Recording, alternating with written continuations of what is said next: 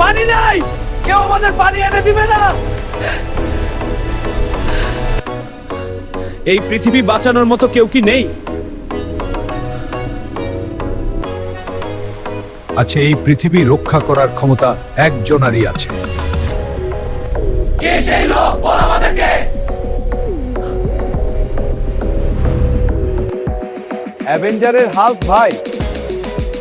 ওই পাহাড়ের সবথেকে উপরে ঘুমাইতেছে হাল্ক।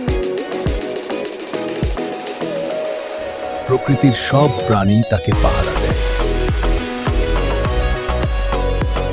হাল্ক, শহরের মানুষ পানি ছাড়া মরে যাচ্ছে।